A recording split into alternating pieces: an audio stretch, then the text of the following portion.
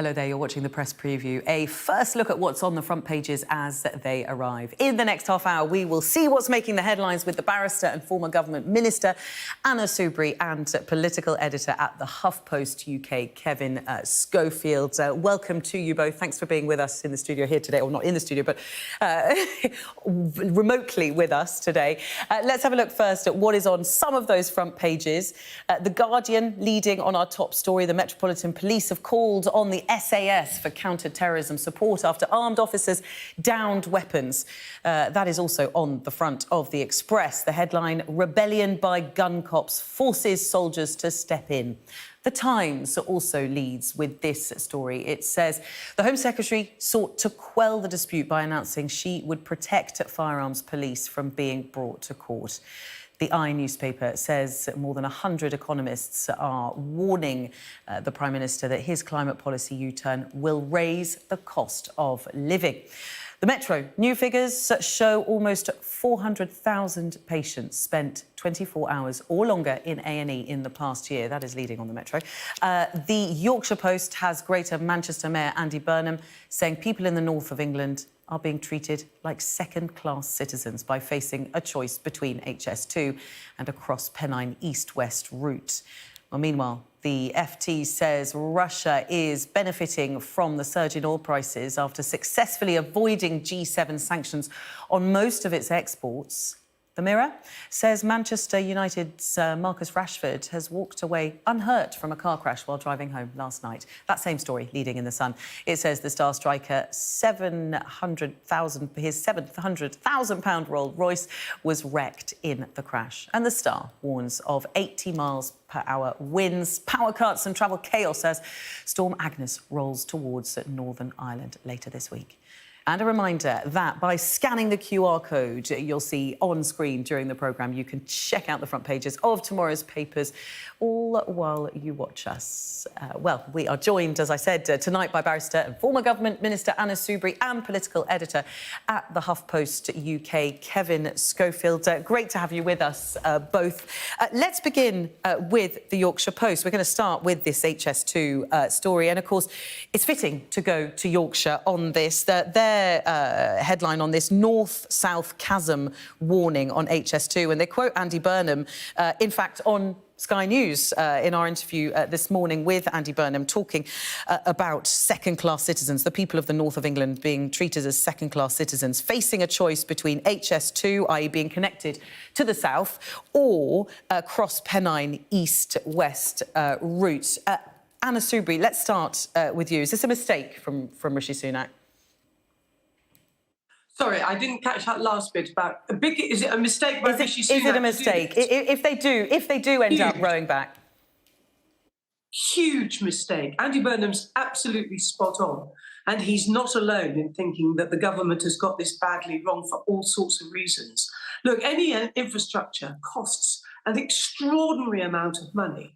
And every infrastructure project of any significance that I can think of, like the Channel Tunnel, was always controversial because they do gobble up money. But goodness me, we need to invest in our infrastructure. We have to take that hit of the extraordinary expense. You can't imagine not having the Channel Tunnel.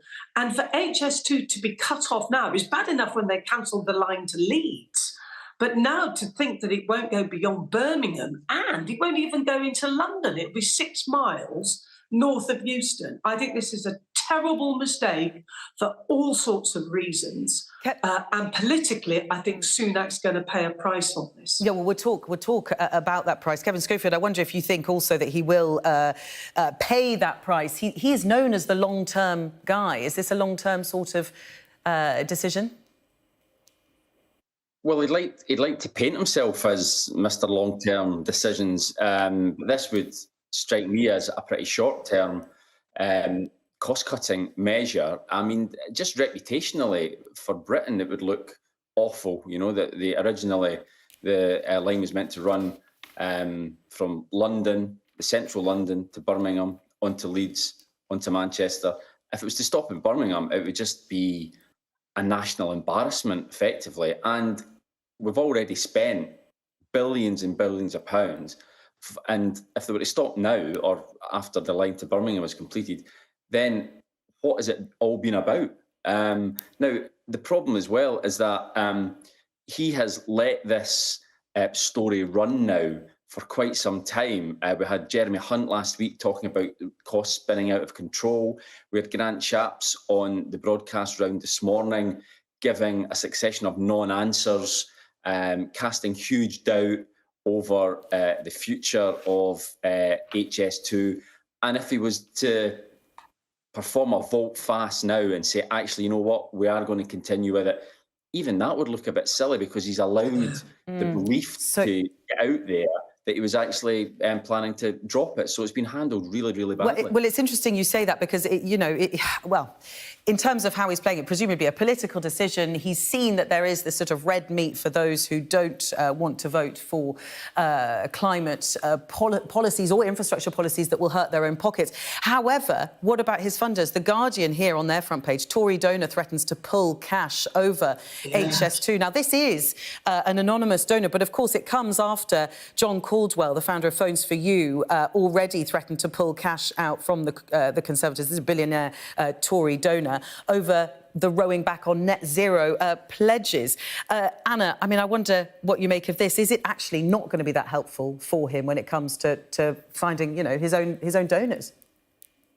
I know. I think he's, as I say, for all sorts of reasons. I mean, obviously, Kevin's touched on the political implications, what looks like a weakness because they've not made a decision and the way they've handled it so badly. But there is also the fact that business is now turning towards Labour and seeing that actually they think, well, businesses say they trust Labour to do a better job with the economy, and indeed that's borne out by the opinion polls of voters. And of course, people who are involved in business know and understand about the importance of investing in infrastructure. And of course, I was part of that 2010 Parliament that voted for HS2. And it was after a terrific amount of debate and controversy. We knew it was going to cost shed loads of money. And I'm sure that there are better ways of managing the overall spend so it doesn't run out of control. But, as Kevin says, to stop it now, I mean, it's just will make us even more of an international laughingstock. And there will be so many business people who will be utterly dismayed about this, not just up in Manchester, but also in the Midlands and indeed even, if you like, in London, because they know how important it is that we do have good, decent infrastructure, public transport like this. Yeah. It's not just about speed, it's about capacity and connectivity, critical. Hello again, you are watching the Press Preview. With me now are Anna Soubry and Kevin Schofield. Let's get straight back into it with our top story, in fact, which is on the front page of several papers. Met Police request support from SAS after officers down firearms. That is the front page of The Guardian. Kevin, I guess this all comes down to the sort of risk appetite of, the way that the UK deals with its policing. Different countries do it differently. There is, a different amount of responsibility given to armed officers. Was this issue, do you think, a long time in the making?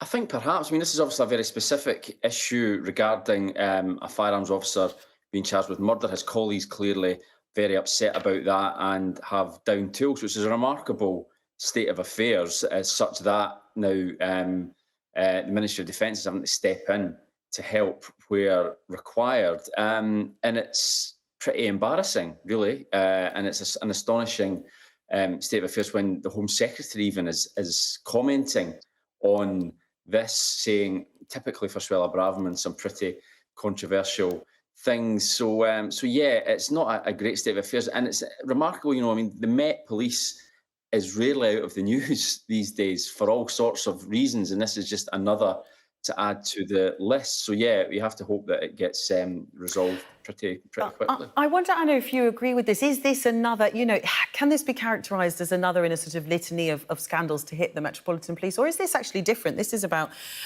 armed officers adhering to rules and feeling that if they do so, they may get charged with murder or manslaughter, and that is quite scary for them, and they feel that they can't do their jobs unless they have a little bit more protection.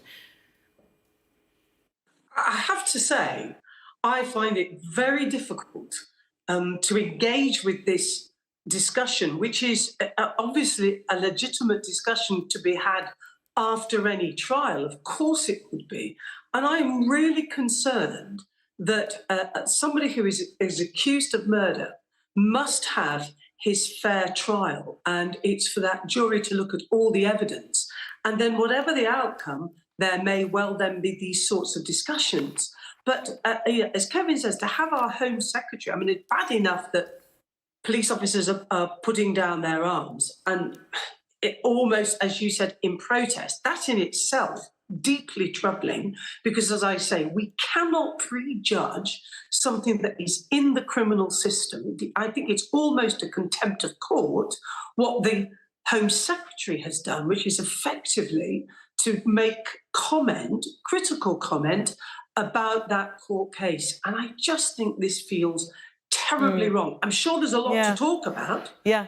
No, and you're right. And we have to. You're absolutely right. The way to do it. And even here, we have to be very careful. Criticism of Sky. No, we do. Yeah. Well, no, I don't. No, absolutely no. And even here, we do have to be very careful about what we say about an open case, as you say. Right. Let's move to the Financial Times. So I do want to get this last story in. The FT. Birmingham turns to fix-it expert in the hope of salvation. Now, this is Max Caller. Kevin, just tell us a little bit about Max Caller, who's been called in to help bankrupt Birmingham City Council. What's his record and will he do it?